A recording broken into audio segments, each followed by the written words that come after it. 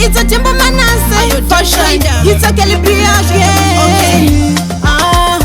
Chakabaira chikachokera baby pauri ndakaperera kwese kwaunenda ndokutevera nehama dzako ndichadzifonera baby nini ini ndokuda moyo wangu ini ndakakupa kwese kwaunoenda ini ndokuda ini ndokuda baby nini ini ndokuda moyo wangu ini ndakakupa ndife ndakusiya ini ndokuda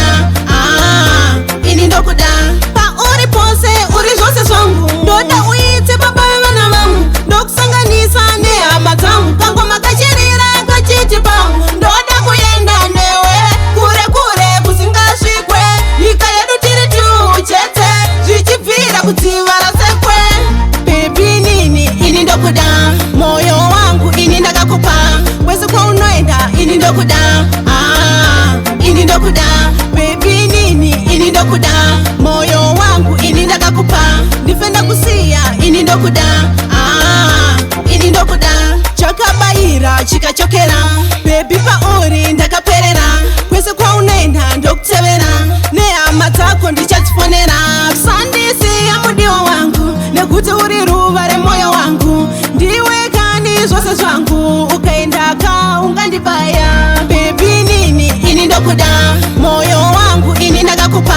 kwese kwaunoenda ini ndokuda ini ndokuda bebi nini ini ndokuda moyo wangu ini ndakakupa ndife ndakusiya ini ndokuda